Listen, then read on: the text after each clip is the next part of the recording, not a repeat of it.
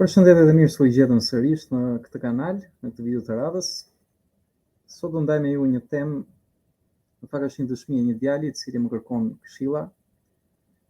Dhe me lejen e tij, duke qenë se kushtet në këtë kanal janë që për çdo pyetje që u drejtoni ndaj meje, në adresën enobarjami@gmail.com, kushti është që unë do ju ndaj me video përgjigje.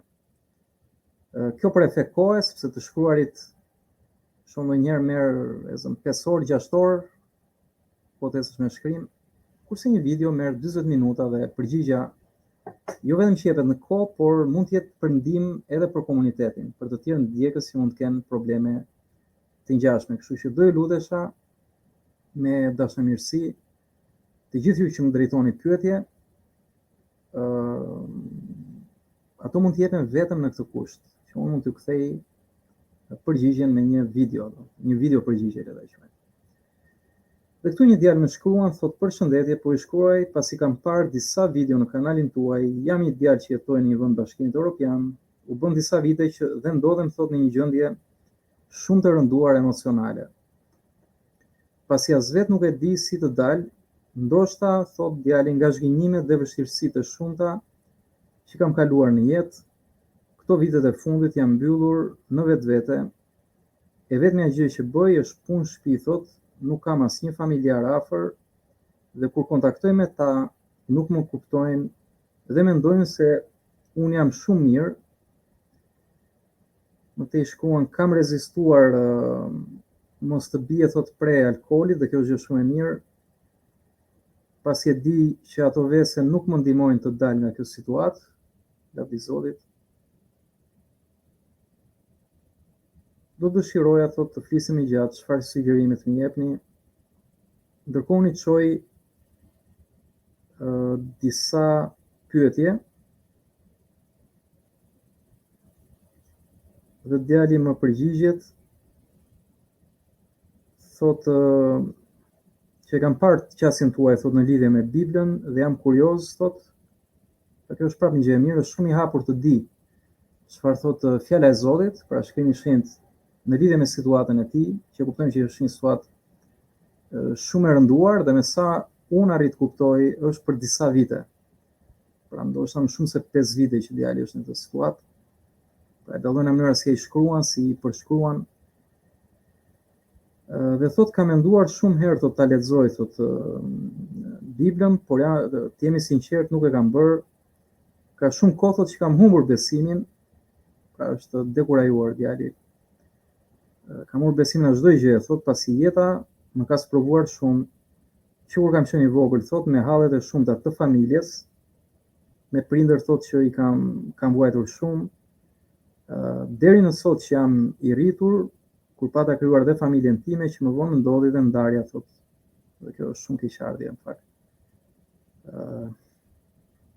Kur familjet ndahen është diçka që është kundra planit të Zotit.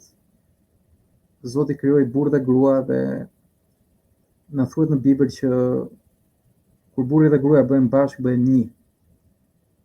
Dhe atë që Perëndia thotë ka bërë bashkë thotë shkrimi, askush mos guxojë ta ndajë. Pra plani i Zotit është që martesa të jetë përgjithmonë. Dhe unë e di që jetojmë në një botë që kemi jo vetëm kaq shumë divorce e ndarje, por fatkeqësisht kemi edhe këto teknikat tona të shpikura, si bashkëtesa apo lloj gjërash, që për vërtetës janë mëkate dhe e shkatrojnë njeriu, sepse çojnë larg krijimit, larg planit të krijimit, më falni. Kështu që kur një martesë prishet, ta dini që aty po punoni ligu, pra djalli urren krijimin e Perëndisë, e urren planin e Perëndisë, dhe duke ndërhyrë tek njerëzit, jo vetëm tek çifti, por edhe njerëzit përreth tyre, këto forcat e errta punojnë që ta shkatrojnë familjen. Sepse djalli do të shkatrojë edhe njeriu si krijesë e Perëndisë. Kështu që sidomos dhe familjen, ai e ka pikë të dobët në sensin që sepse është plani i përmbushjes së Zotit. Familja gjeneron jetë, gjeneron të tjerë njerëz, fëmijët, krijesa të tjera, popullohet planeti.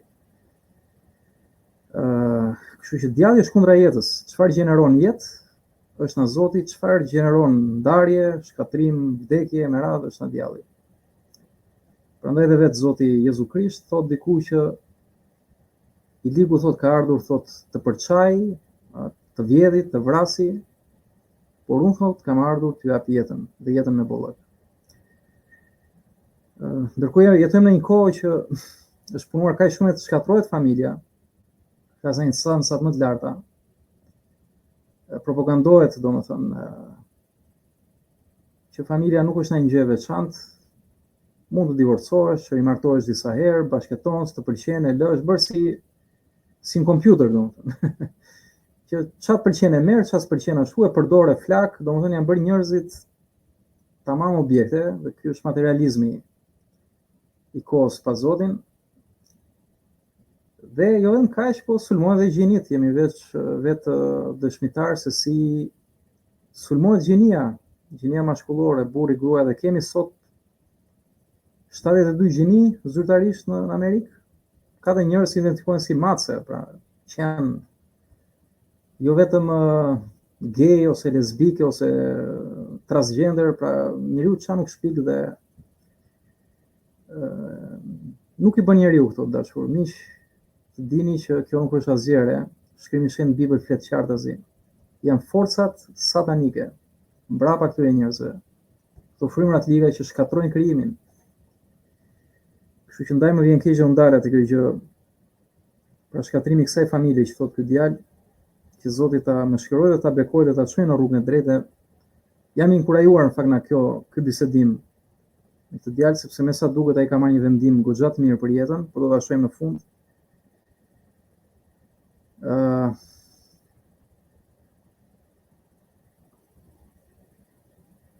Dhe çfarë shkruan tjetër?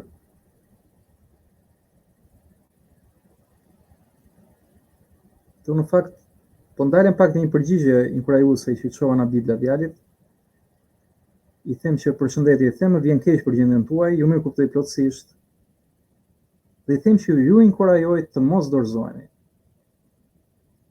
Pse e them të gjë? Sepse, siç u shkrova dhe djalit, jeta në vetvete është luftë. Kjo është e vërteta. Por është luftë frymërore, është luftë shpirtërore.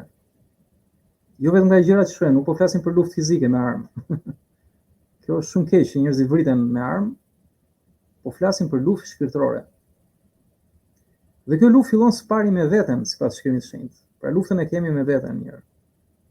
Sepse na kërkohet që të ndryshojmë dhe të konformohemi me një krijesë, me një individ shpirtërisht aktiv, siç Zoti ka thënë në fjalën e tij.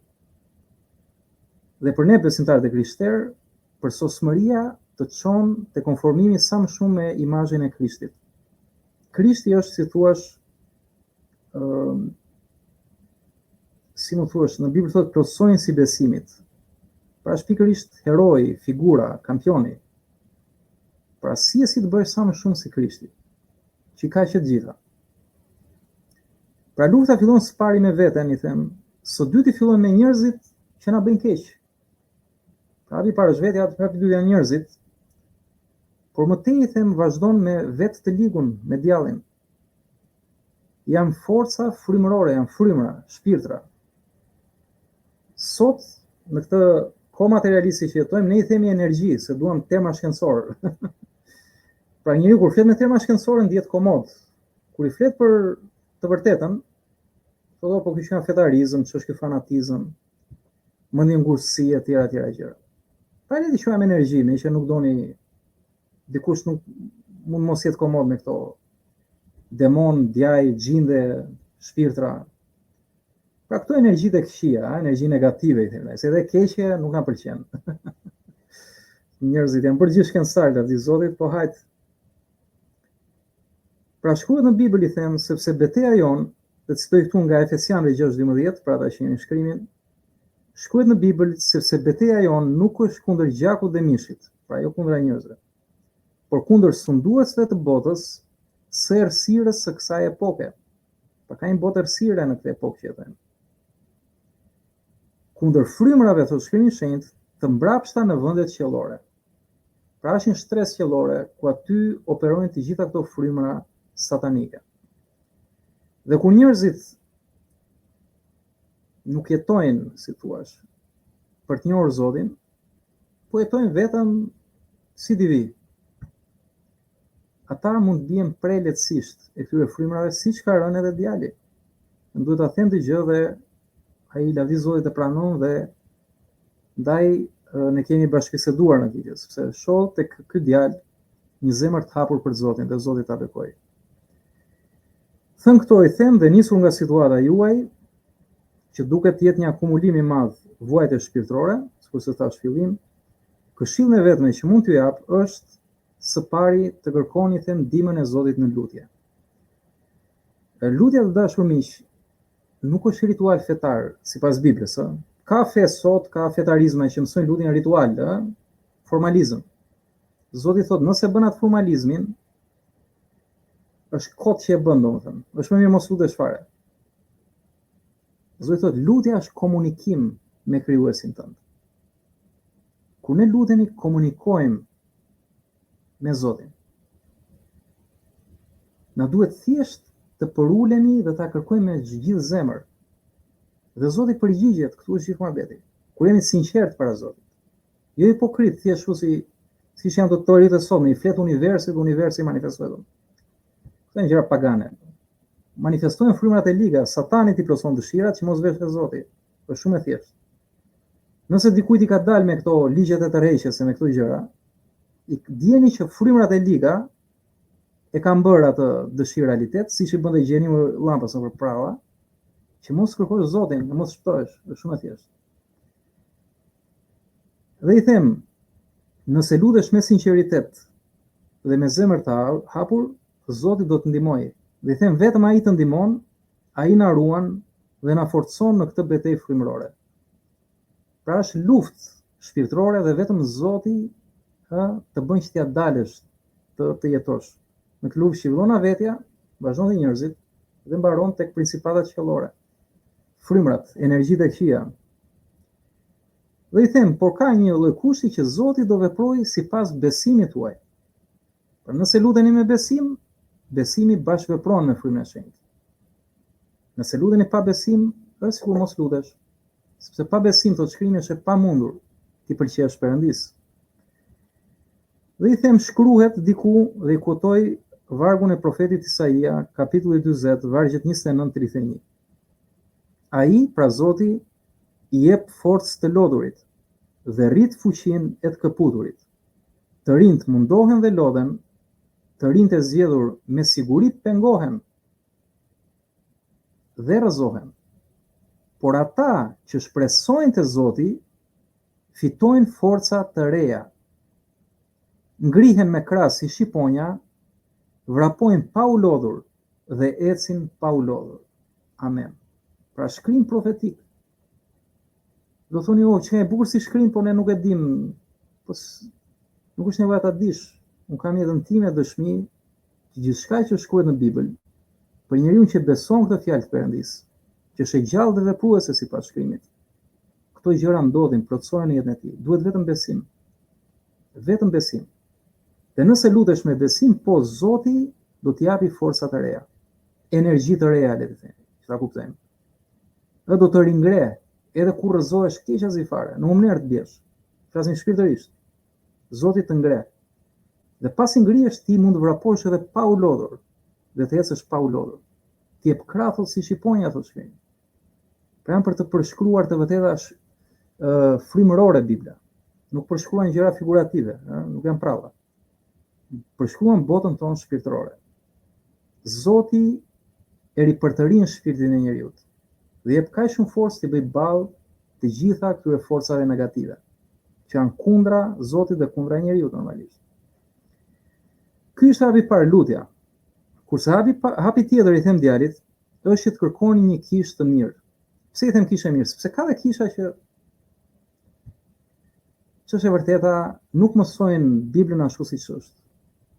Por mësojnë diçka të thjeshtë, e lënë njeriu të dobët ashtu. S'ka gjë, ti jeton qoftë edhe pa Zotin, jeton në mëkat, nuk do të përsosesh, nuk do të rritesh, s'ka problem.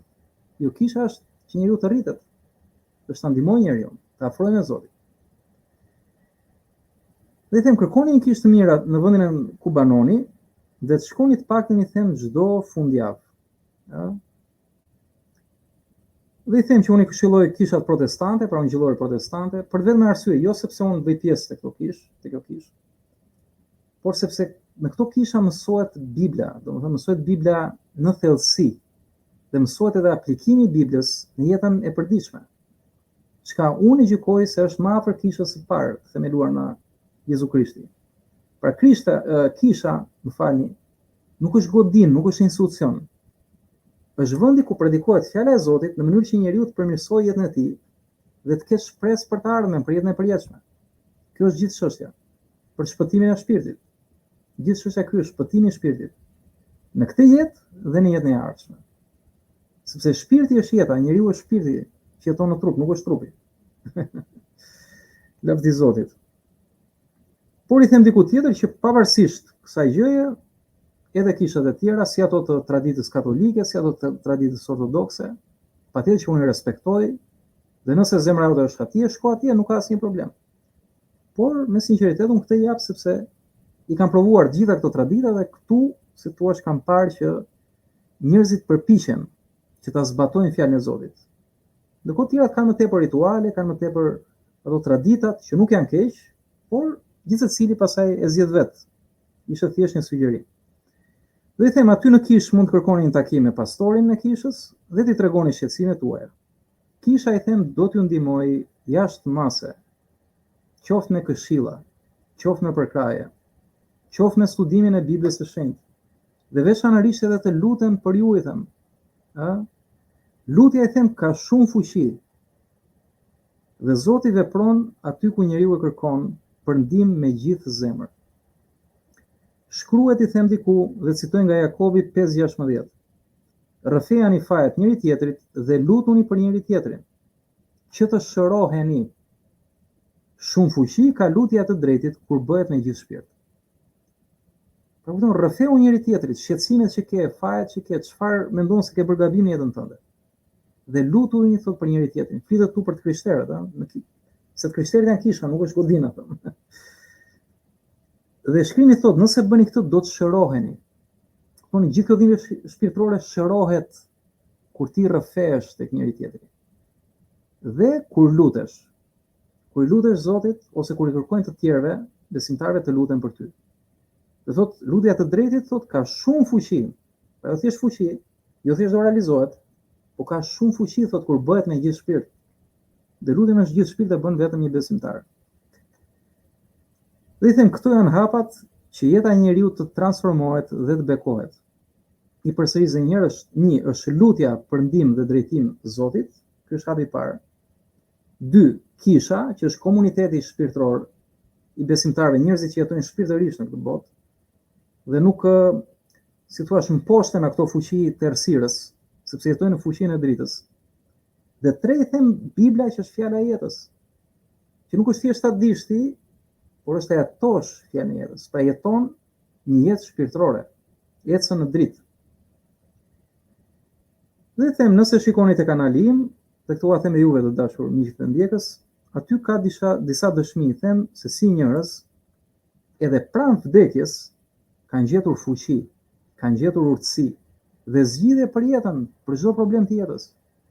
Pikërisht prej këtyre 3 hapave shpirtërore që nuk i jap punë të dashur miq, po jep Zoti këto hapa shpirtërore në shkrim, i cili e ka themeluar le të themi kishën për njeriu.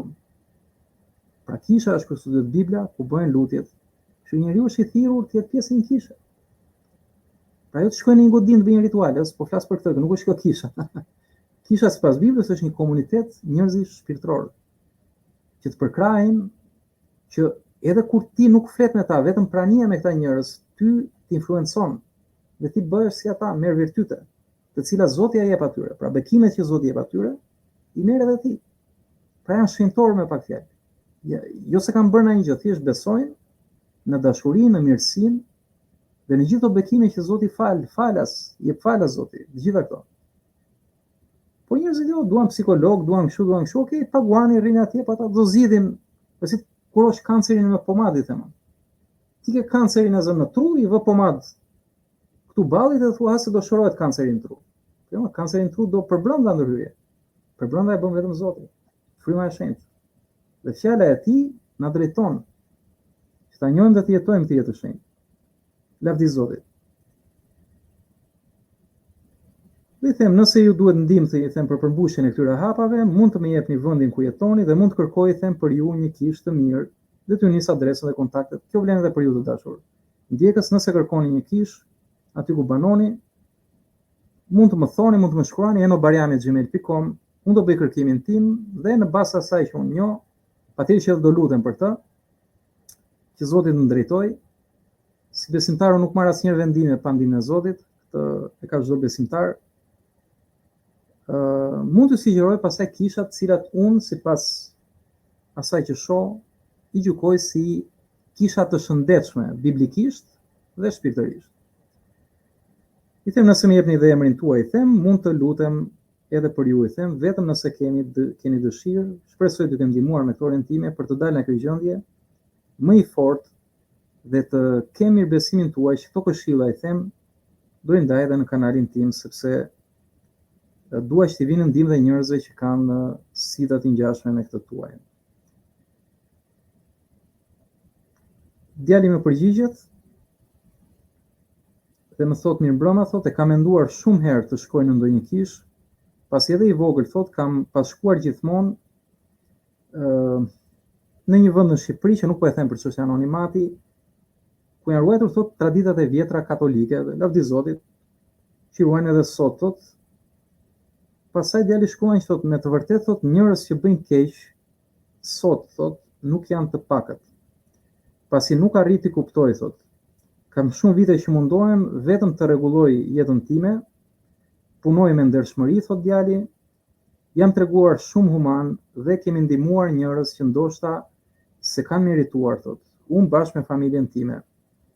Por nga ana tjetër, thot, se ne nuk kemi fat, thot, unë vetë se herë jam ndodhur në situata që mos i rënshë njeriu, thot, më është dashur ti i përballoj vetëm, që vetë Zoti sipër, thot, i di.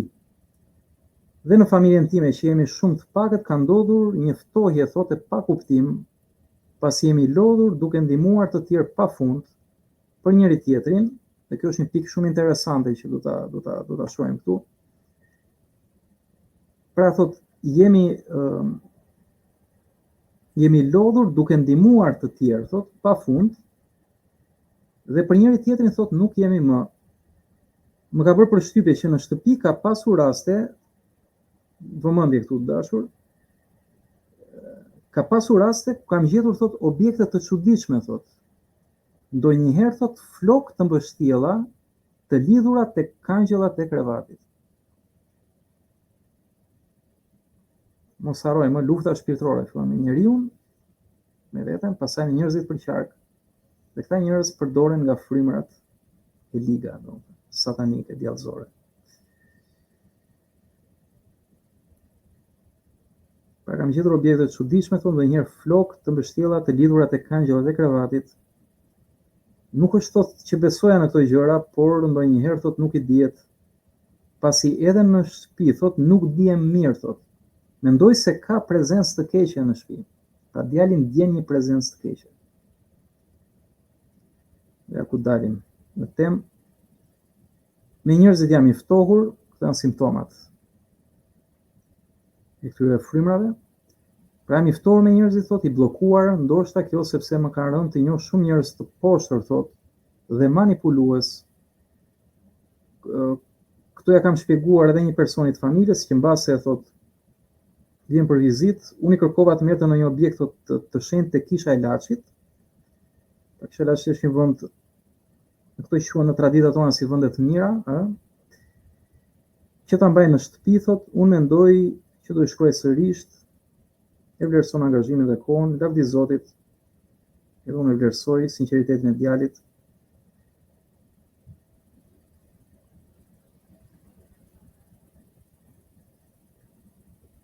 Dhe që mos të zgjatem, i kthej një përgjigje pas jam dakordsuar me këtë që me djalin që ta ndaj këtë mesazh edhe këtu në këtë kanal.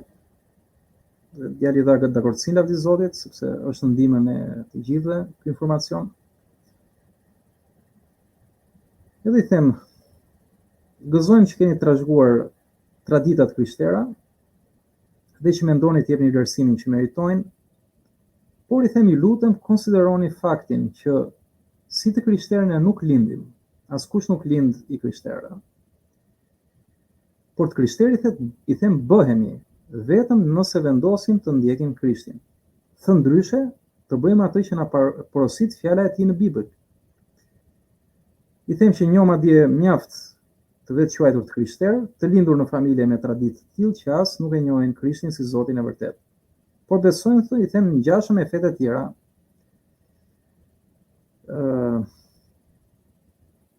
Ndonjëherë edhe me paganët që adhurojnë universin, I them, horoskopin, e gjërat e ngjashme që Bibla I ndalon si të rrezikshme, kujdes miq, edhe horoskopi është një gjë pagane dhe çash pagane është satanike, ata kemi të qartë.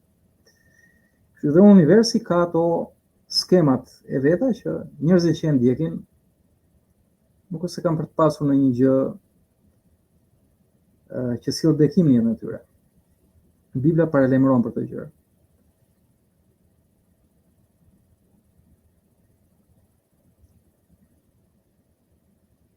Gjithsesi këtu jap një dëshmi të vogël për veten time. Dhe I them që pas shumë lutjeve, po shkpusim fragment, dhe shumë mundime I them, në jetë gjeta Jezu Krishtin, ose më saktë, Krishti më gjeti mua, atje ku kisha humbur prej mendimeve të mia. Dhe atëherë vendosa të bëhesha I krishter, pra nuk kam lindur I krishter, I them, kam lindur në një tjetër traditë. Dhe sapo mora këtë vendim, Zoti më drejtoi te besimtarë në kish, ku nisa të studioj Biblën, të lutesha, të shoqërohesha me ta, dhe I them që më pëlqenin se si ata mendonin dhe jetonin jetën e tyre. Pra pash njerëz të rregullt, të gjallë, të sinqert. Pra nuk po them të përkryer, por ishin të vërtetë si njerëz. Gjë që mungon në botë. Njeriu I vërtetë dhe I sinqert mungon në shkallë. Kurse në kish të tillë janë njerëzit, ose të paktën duhet të jenë. Ishin të rregullt, I them, të dashur, të sinqert, jetonin pa frikë, po, dhe kjo është një tjetër tipar që ka bërë shumë përshtypje, dhe me shpresë. Më vonë I them, besova në Injillin e Jezu Krishtit që Jezusi erdhi nga Perëndia për të vdekur për mëkatet tona dhe na çliron nga fuqia e mëkatit për të na dhënë jetën e vërtetë në botë dhe jetën e përjetshme. Ky është Injilli. Dhe pasi u pagzova, I them, në ujë, ju bashkova kishës. Tani I them, për të tjerat që më shkruani, ju kuptoj, fatkeqësisht këto janë raste jo të rralla, ligësia është reale, I them. Këtë u them dhe juve, dashur miq, ligësia është reale. E keqja ekziston. Dhe ka mbuluar botën, na thot Bibla. Pra dominon në botë e keqja, errësira. Njeriu, I them, lind mëkatar dhe nuk kupton ligësinë që bën. Këtë mëson Bibla. Të paktë janë ata që I duan të mirën tjetrit, janë shumë pak. Të duash të mirën tjetrit, ose të gëzohesh kur e sheh tjetrin mirë. Kryesisht I them, njerëzit prej mëkatit kanë smir, kanë xhelozi, rivalitete të tjera që prej lindjes. Dhe shumica mendon vetëm për veten e vet dhe nuk kujdeset për të tjerët. Shpesh edhe njerëzit që ndihmojmë janë pikërisht ata që na urrejnë dhe kanë ndikim të errët. Dhe I përmend tu një citim nga vetë fjala e Zotit Jezu Krisht, ku I them që Krishti na mëson mos u jepni qenve çështje shenjtë dhe mos I hidhni margaritarët tuaj para derrave, që mos I shkelin me këmbë dhe të kthehen kundër jush dhe të shqyen. Pra ky është një mesazh biblik. Pa gjë më të mirë që ke, se djali thoshte ne jemi gjendur të tjerë, kemi ndihmuar dhe sjellni për veten tonë. Pra se ata nuk njohin Biblën. Bibla thotë gjë më të mirë mos e jap tjerëve. Sepse tjetri nuk të do të mirën. E kupton? Dhe kur ai jep gjën e mirë, thotë, pra gjën e shenjtë jap qenve, margaritarët jap derrave, thotë, ata do I shkelin me këmbë, nuk do e vlerësojnë të mirën, dhe do t'ju kthehen, thotë, kundër t'ju shqyen. Ka kujdes se Zoti I flet shpirtit, a? Dhe njerëzit mund të thonë do gjëra është bukura, por Zoti I di gjëra mirë se ne. Kështu do patër shumë kujdes marrëdhënie me njerëzit. Më e mira është të bësh një herë të jesh për veten, pastaj për tjetrin. Pra siguro një herë familjen. Edhe të krishterët janë thirrur, bëjni të mirën gjithëve, po s'pari thot familjes besimit, njëri tjetrit, vëllezërve e motra me besim. Pastaj familjes tënde, pastaj rrjetit të mëtejshëm. Siç po bëj dhe unë këtë shërbes modeste.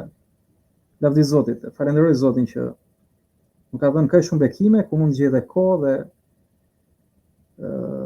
dhe t'ju gjende me këto materiale që besoj të uroj të jenë bekim për ju. Dhe i them djalit, nëse besoni në Zot, duhet besoni edhe te djalli. Pra beson Zotin, po është dhe djalli. Djalli them ekziston, por lufton vetëm njeriu. Pra vetëm krijimin e Zotit, krijimin e krijuesit lufton djalli. Sepse Zoti nuk guxon as t'i afrohet. Pra djalli ka luftën e humbur dhe do të mbasi kur vin dita e fundit që Krishti të rikthehet dhe djalli do hitet në ferr bashkë me njerëzit që kanë shërbyer. Por njeriu ai do ta shkatrojë dhe sidomos njeriu që i afrohet Zotit. Djalli i shumëfishon sulmet që njeriu mos të shpëtojë. Dhe i them, por njeriu mposhet nga fuqia e djallit sepse nuk beson Zotin. Kujdes tu. Bibla shkruan që pa besim Zoti nuk vepron dot te njeriu. Pra duhet të jesh i lidhur, siç lidhet llampa me energjinë elektrike. Nëse njeriu nuk beson te Zoti, Zoti nuk ka për të vepruar tek ai njeri. Dhe ky njeri është shenjesa e djallit, është shumë e thjeshtë. Pse? Sepse Perëndia i ka dhënë njeriu i them vullnet të lirë, të zgjedhë si do të jetojë. Do të jetojë me Zotin apo pa Zotin, është i lirë njeriu. Se Perëndia është dashuri, dhe dashuria nuk imponon. Dhe i them, besim do të thotë bindje ndaj fjalës së shenjtë dhe një marrëdhënie ngushtë me Krishtin. Pra ta duash Krishtin më shumë se çdo gjë, madje më shumë dhe se veten. Pra jo thjesht të dish që ka një Zot aty, nuk është ky besimi.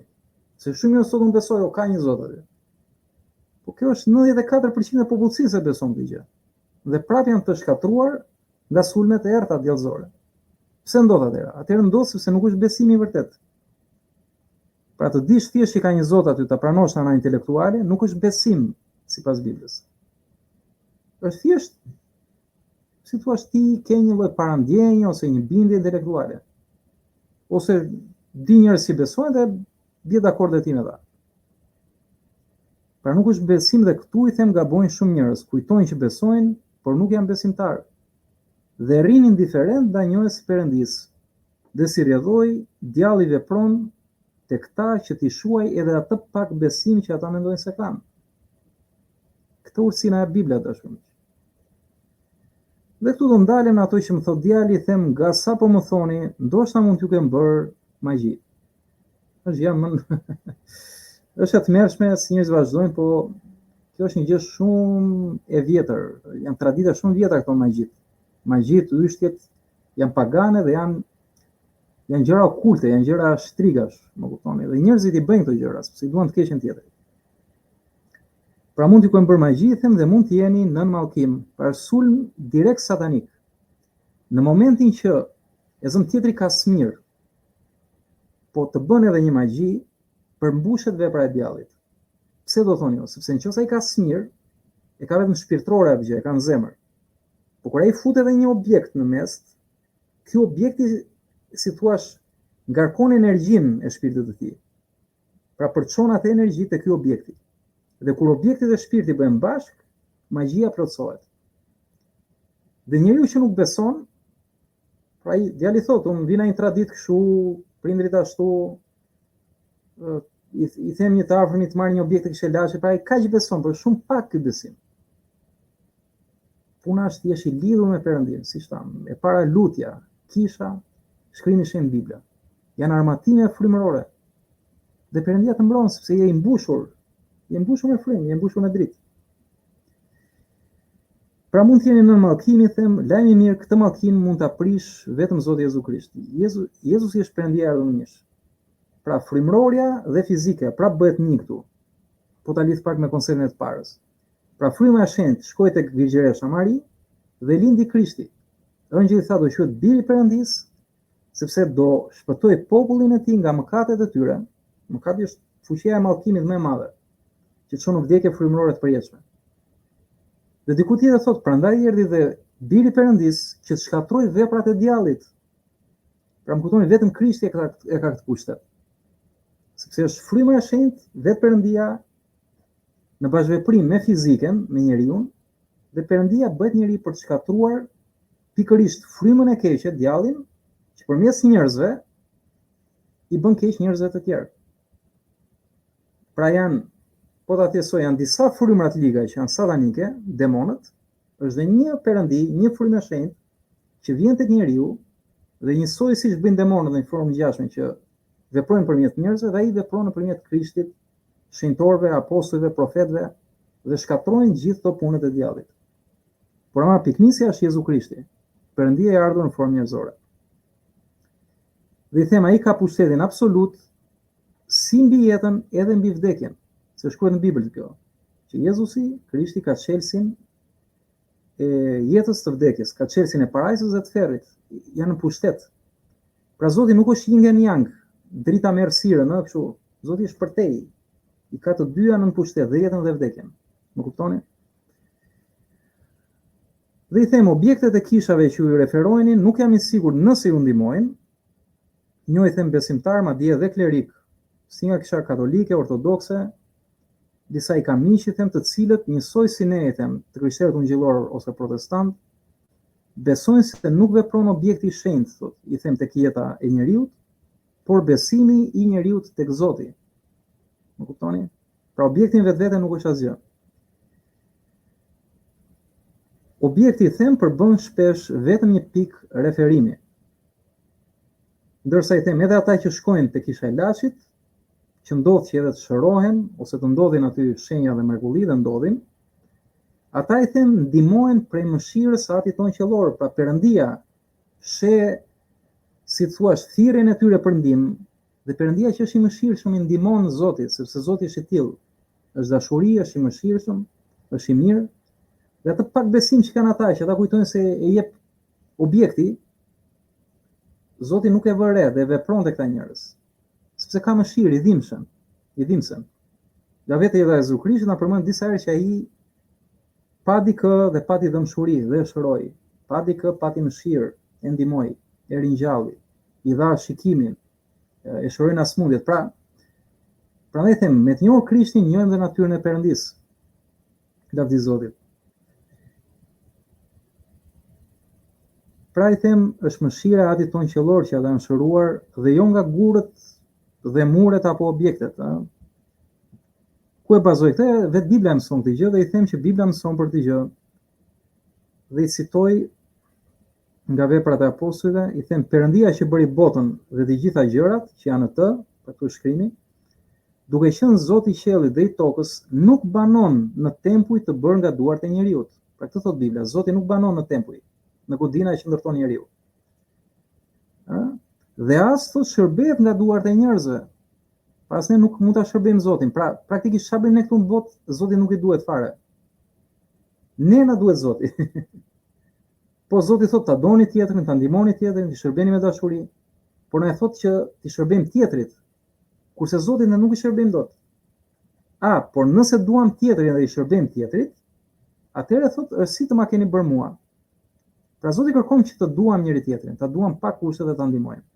Prandaj edhe unë kam marrë të ndër shërbes që Zoti më dha në zemër, nuk besoj se do kisha kohën, kam jetë shumë të zënë, shumë punë, familja, por ja Zoti po bën mbar dhe pse, sepse ja i pëlqen Perëndisë, ndihmojmë njëri tjetrin. Lavdi Zotit, me kaq pak sa mundemi, mjafton pak dhe sakt, sikurse ka thënë dhe Nën Tereza,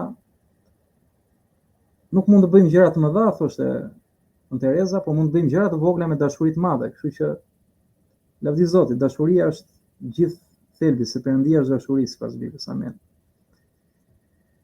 Pra i them, Perëndia nuk banon në tempuj të bërë nga duart e njeriut, pra i citoj Biblën këtu, nuk e them unë, dhe as shërbehet nga duart e njerëzve, sikur të kishte nevojë për ndonjë gjë, sepse ai u jep të gjithëve jetë, hukatje dhe çdo gjë. Ndaj i them djalit që Zoti ta bekojë, zgjidhja mbetet te besimi juaj në Krishtin. Nëse besimi vjen nga njohja e Biblës dhe jetesa shpirtërore në raport me kishën dhe besimtarët e tjerë, atyre që besojnë tek ai, Zoti thotë që rilindin nga fryma e shenjtë dhe janë në mbrojtjen e angjëllëve të Perëndisë. Kjo është zgjidhja. Ju nkurajoj të them prapë që të gjeni një kishë të mirë, pavarësisht traditës, pak rëndësi ka, i them, nëse është katolike, ortodokse, protestante, mjafton të jetë një kishë serioze ku predikohet fjala e Zotit dhe të luteni rregullisht çdo ditë. Këtë mëson Bibla, lutuni pa pushim thotë. Dhe të studioni Biblën. I them që unë vetë kam provuar të tre llojet e kishave, por protestantët ose ungjillorët kanë autoritet kryesor shkrimin e shenjtë dhe kjo më bëri të vijoj këtu, i them. Më falni, por nuk përjashtoj traditat e tjera kristiane. Kisha do ju ndihmojnë në kuptimin e shkrimeve dhe të lutem për ju, i përsëris djalit. Zoti Jezus e ka formuar kishën si bashkësi ndihmuese dhe këtu prapë do doja ta përforcoja këtë. Kisha është komunitet besimtarësh, shenjtorësh, të rilindur nga fryma e shenjtë. Pra kanë në brendësinë e tyre natyrën që Perëndia jetë me frymën e tij dhe jetojnë sipas shkrimit të shenjtë. Dhe urdhërimi më i madh është të duash Perëndin dhe të duash edhe tjetrin si veten tënde, pa dallim. Kështu kisha është vendi ku jepet dashuri, jepet edhe ndihmë, prandaj ka bërë Zoti kishën. Dhe tham, nuk është tempull, nuk është godin. Janë njerëzit janë kisha, të thirrurit. Nuk përjashtoj edhe godina, se kemi na traditat, kemi madje arkitektura shumë të bukura, vende shumë të mira, por njerëzit janë kisha. Prandaj kur them kishë mirë, siguroni që të ketë besimtar të rilindur aty, besimtar njerëz shpirtëror, të shenjtë, që njohin shkrimin, jetojnë sipas shkrimit dhe mund të ndihmojnë. Pra ka formuar kishën Krishti, them, pikërisht për probleme si këto që ju përballeni, Kisha mbron, them, ndihmon dhe shëron. Nuk ka zgjidh dot këtë problem as spitali, as psikologët, as kush tjetër. Ata vetëm sa qetësojnë pasojat, por jo që të zgjidhin shkakun një herë mirë, shkakun e zgjidh vetëm Zoti. Dhe i them prap, fuqinë absolute e ka Zoti dhe ai vepron përmes besimtarëve të tij, pra kishës, që tham. Një formë veprimi, them, është edhe kjo që unë po bëj në YouTube, them.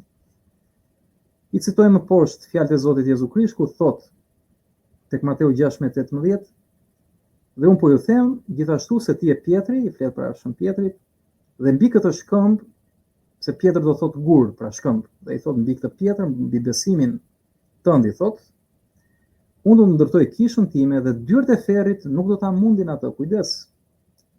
Fjala e shenjtë ka shumë urtësi, mos ta marrim thjesht si lexim. Thot, kishën time, thot Zoti Jezu Krisht, nuk do ta mposhtin flakët e ferrit.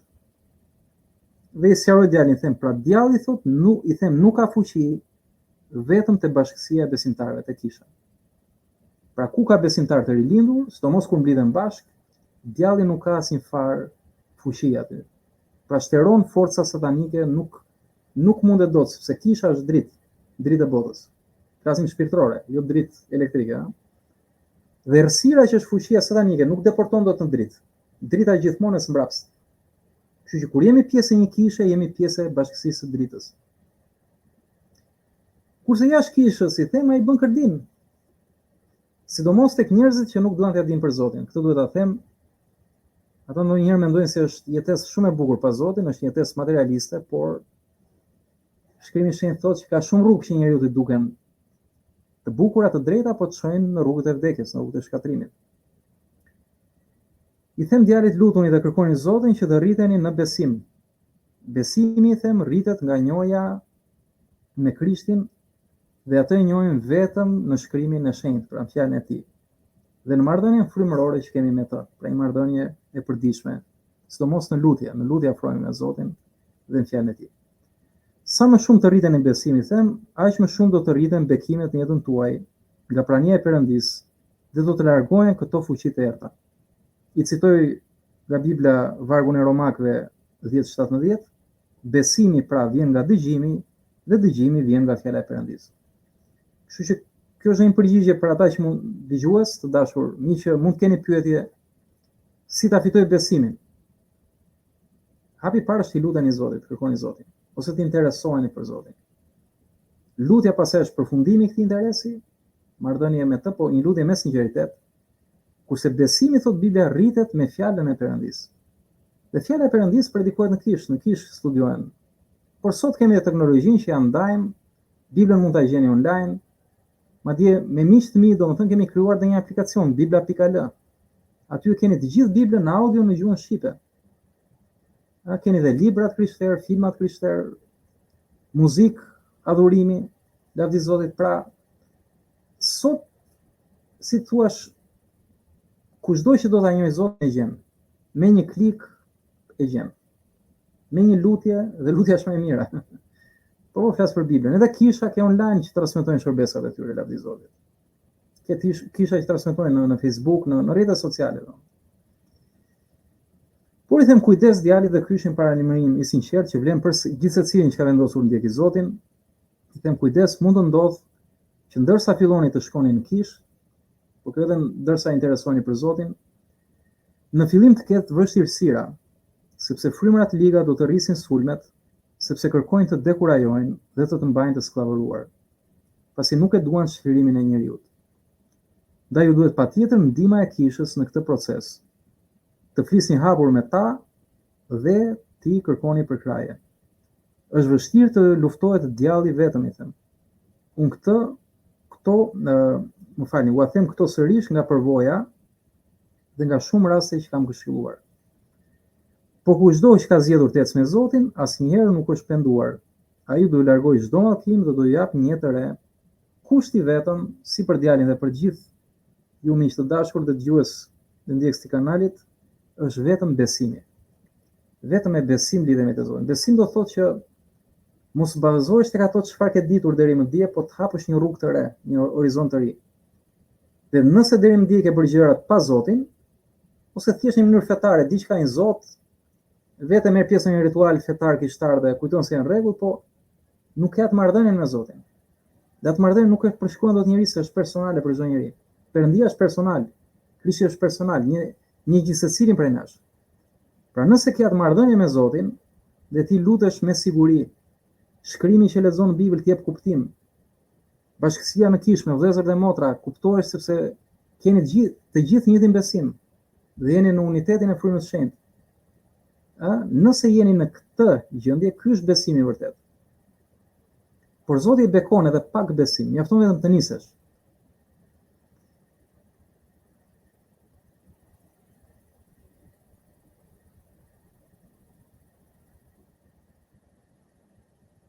Dhe lexojmë të dy përgjigjen e djalit, që ishte shumë inkurajuese. Dhe lavdi Zotit për të gjë dhe Zoti ta bekoj. Përshëndetje, thotë, lexova me shumë vëmendje mesazhin tuaj, siç e kam thënë, nuk jam njohës I Biblës, ka pasur raste që doja ta bleja, thotë, një Bibël, por nuk e kam bërë, por mendoj se do të jetë e rëndësishme. E njëjta gjë thotë edhe për kishën, ka pasur raste kam menduar të shkoj, por dhe këtë thotë nuk e kam bërë, thotë, është e pashpjegueshme, domethënë. Shikon. Pra ai ka menduar disa herë të lexoj Biblën, ka menduar disa herë të shkojë në kishë dhe nuk e ka bërë. Pra djalli kështu punon. Dhe çuditshme, ai ka menduar këto gjëra dhe djalli ja ka shtuar vuajtjet, ja ka shtuar dekurajimet, zhgënjimet të gjitha. Që ai të humbas besimin, siç tha djali te letra e parë, po referojnë çfarë ka thënë djali. Thotë ai kam humbur besimin fare. Pra këtë ka bërë djalli. Pra nëse djalli sheh progres shpirtëror në jetën e njeriu, ai shton dozat e demotivimit, të frikës, të dyshimit. Madje dyshon një herë thotë, këto kisha janë si të çmendur ose është një gjë që s'ka lidhje ose ku diun fillon sheh kishën si djall, e kupton? Djalli kështu los, deformon. Prandaj quhet antikrist sepse kopjon Krishtin. Pra ai e shfaq veten si dritë, kishën e shfaq si errësirë. Gjithsesi. Por tha djali është e çuditshme, është e pashpjegueshme si ndodh kjo gjë. Por duhet të ndalesha, thot, tek Mateu 7:6, thot, dhe njerëzit që ndihmojnë, thot, pasi mund të faktoj që janë po ata njerëz, thot, që kanë ndikim të errët, fatkeqësisht, thot. Mund të jenë edhe në lidhje familjare, thot, kushërinj dhe për ironi të fatit, të njëjtët njerëz që I ka marrë dhe ndihmuar pasi në gjendjen që ata ndodheshin, thot, familja e tyre, vëllezërit dhe motrat e tjera, I kanë braktisur. Por po ju them që në momentin që I kam hapur derën atyre njerëzve, pavarësisht sa halle kam pasur, gjithmonë thot, por kanë filluar të shtohen, saqë nuk arrija të kuptoja ç'po ndodhte me mua më konë që ata u rregulluan anën e tyre, thot, por nuk doja që të kishin shumë kontakt me ta, pasi dhe prezenca e tyre Për mua ishte jashtëmarrëse e dëmshme, por ishte e pamundur t'i mbash larg qoftë dhe një herë në vit, ata do të gjenin mënyrën pasi janë tepër manipulues me të gjithë, ose kur kishin ndonjë hall, dhe pse kishte kohë që i kishim shkëputur kontaktet, pasi isha i zhytur sërish te ku vinin, saqë në 2 raste më kam ndikuar në dokumentat e leqëndrimit për të cilat unë kam sakrifikuar rinin time këtu. Pra flet për vendin ku djali ka emigruar.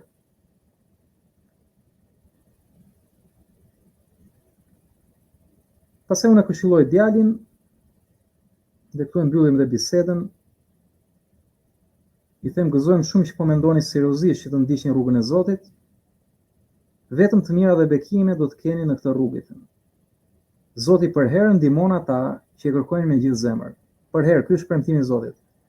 Kush i kërkon me gjithë zemër, Zoti i shfaqet e ndihmon automatikisht. Thot, eja provoni sa e mirë Zoti, lum ata që qenë shtret tek ai. Pra thjesht më provoni, thot Zoti. Por kushti është besimi dhe besimi është me sinqeritet. Jo manipulim Zotit ose me 2 mendje ose me 3 mendje ose fetarizma. Zoti urren fetarizmin, nuk është fetarizmi zgjidhja. Zgjidhja është jetesa shpirtërore. Të duash t'i afrohesh Perëndis, ta njohësh. Dhe nëse ti bën 1 hap, ai bën 2 hapa drejt teje dhe të përqafon. Është dashuri Perëndia, dashurish. Mos keni frikë fare nga Zoti. Frikë keni vetëm djallin që e portizon Zotin si tiran, si diktator, dhe vetën si një gjë drite, me fetarizma, me filozofira, me lloj gjëra që çavullojnë sot në botë. Kjo është e kundërta, ky është antikrishti. Dhe Krishti është i bukur, është i mirë. Ka çdo mirësi, është dashuria vet. Prandaj veten në kryq. E keni vënë kur ne themi në shqip, tu bofsha kurban, vdeksha unë për ty. Nga krishtërimi vjen se shqiptarët kanë qenë 15 shekuj të krishterë. Nga shekulli 1 deri në shekullin 15 gjithë shqiptarët kanë qenë krishterë dhe gjithë traditën ne kemi në Bibël, kur kam lexuar Biblën për herë të parë, u thashë, po këtë sikur kanë shkruar shqiptarët. Tu bofsha kurban, vdeksha unë për ty. Vjen të gjitha nga tradita e krishtere. Më kuptoni? Nga Krishti që dha veten për ne të gjithë, u bë kurban për ne në kryq. Ka shumë na do Perëndia, pra Perëndia tregon që i do të gjithë sa është gati të vdesë për ne. Prandaj mori formë njerëzore dhe e bëri atë në kryq. Për ta treguar të gjë. Më kuptoni? Ky Zoti është shumë i mirë, është jashtëzakonisht i mirë. Dëshira ime vetëm edhe në këtë kanal kjo është thjesht njerëzit provojnë Zotin. Lutje, Bibla, kisha, këto janë 3 hapa, nuk ka hapa të tjerë. Se kishën ka formuar Zoti dhe unë jam pjesë e kishës si po i flas. Dhe nuk më mungon asgjë, nuk dua asnjë para, as like, dakor, do më pëlqen dhe njerëzit bëjnë subscribe, të ndajnë këto video më falni. Sepse dua që sa më shumë njerëz bekohen. Po për veten time unë kam të gjitha. Kam Krishtin e kam të gjitha dhe nuk më mungon asnjë. As edhe një gjë, jam shumë i lumtur. Si kur kam shumë edhe kur kam pak jam më së i lumtur, jam mësuar me këtë gjë. Sepse je me Zotin, ecën me Zotin. Në të mirë dhe në të keq edhe je për herë në këtë forcë. Dhe nuk mund ta bëj të thesar për vete, është prandaj dhe ndaj me njerëzit. Prandaj dhe këtu i shkruaj djalit sepse pashë ai kërkonte, kishte dashur shkonte në kish, kishte dashur Satani pengonte me magjira, me njerëz të ndryshëm. Pra çfarë s'ka bërë djalli që ky djall mos të vëre në kish? Që do i kthehemi, i them, për sa i përket, pra s'pari Zoti për herë ndihmon ata që kërkojnë me gjithë zemër, këtë premton vetë Zoti. Dhe për sa i përket leximit të Biblës, i them, së pari nëse s'keni kryer studime biblike më përpara në kish, leximi i Biblës si fillim mund të përbëjë vështirësi. Këtë ndaj edhe për ju, prandaj mund të përbëjë vështirësi ose paqartësi në kuptimin e historive. Por kjo nuk është problemi, them, nëse e nisni them në Ungjillin, Ungjilli është historia e dokumentuar e Jezu Krishtit në tokë, në Ungjillin e Mateut, të Markut, të Lukës dhe të Gjonit, dhe më pas mund të vijoni me psalmet dhe fjalët e urta, i them, ose dhe me Zanafillin, që është libri i parë me radhë, pasi të keni lexuar Ungjillin, dhe kjo është vlen edhe për ju dashur miq, që doni të filloni të lexoni Biblën, filloni me Ungjillin, filloni me vetë Zotin, sepse gjithë shkrimet për Jezusin flasin. Flasin për Mesian, për Zotin që do vinte ditë e vjetër. Ungjilli flet Zoti që erdhi, pastaj më pas Ungjillit Zoti do kthehet prapë. Ky është gjithë Bibla. Së dyti them, nuk është e domosdoshme të keni Bibël fizike të printuar. Këtu po ju nisi them disa burime virtuale ku mund të lexoni Biblën dhe të dëgjoni audio, qoftë edhe gjatë udhëtimeve, pra me kufje, por edhe gjatë kohës së lirë mund të jetë më praktike. Dhe I këshilloj aplikacionin që këshilloj edhe ju, bibla.al, është shumë e thjeshtë, bibla.al, Albania. Aty keni që të gjithë librat e Biblës audio. Dhe I dëgjoni, se ndonjëherë lodhemi duke lexuar, dëgjimi mund të jetë më I këndshëm. Dhe dëgjon, kemi intervalet lira, kemi lëvizje, transporte, para se të flem, zgjohemi në mëngjes, pra shumë praktike fjala e Zotit dhe e përsëris fillojeni me Ungjillin. Ndoshta mund ta filloni me Ungjillin e Gjonit, ndoshta me të Mateut, pak rëndësi ka të Lukës, ndoshta Markut. Dhe I japet edhe disa linqe të tjera djalit që të fillojë, si thua, të njohë Zotin sa më shpejt. Dhe I them, nëse gjeni një kishë, siguroni gjithashtu që veç leximit individual që bëni përmes këtyre burimeve, të kryeni një studim edhe atje I them në kishë, nëse ata e ofrojnë. Unë I them me kënaqësi do ju ndihmoj me rekomandimet e mia kur ju të më thoni vendin ku banoni. Pra kjo vlen edhe për ju miq, nëse banoni dhe shumë shqiptar janë në diasporë. Ka kisha shumë të mira biblike, po duhet I gjesh. Dhe ka kisha tjera që bëjnë rituale ose I marrin thjesht, unë besoj tek ato nuk rritesh shumë. Jo se ato nuk lidhin me Zotin, por nëse doni të jeni sa më të fortë ndaj kësaj lufte shpirtërore, nevojitet edhe një përgatitje fortë shpirtërore. Dhe thamë besimi rritet me fjalën e Perëndisë, kështu që kush studion fjalën në mënyrë të shëndetshme, ajo kishë është një kishë që ndërton shpirtërisht. Dhe po e mbyll me përgjigjen e fundit djalit, thot faleminderit për burimet, unë thot do filloj t'i shikoj pak nga pak. Lavdi Zotit. Gjithashtu në të ardhmen e afërt do shkoj dhe për të parë një kishë. Lavdi Zotit. Pasi e kam pas menduar, por edhe kohën e kam pasur reduktuar nga puna dhe kam qenë shumë I ngarkuar. Por këto kohë e fundit po mendoj të ndaloj punën që të merrem pak me veten, ja kjo është. Merru me veten, çdo thot merresh me veten. Nuk është vetëm të dish intelektualisht, ose të kënaqesh, kesh ushqime të mira, udhëtime, edhe të mira, nuk po them janë këto.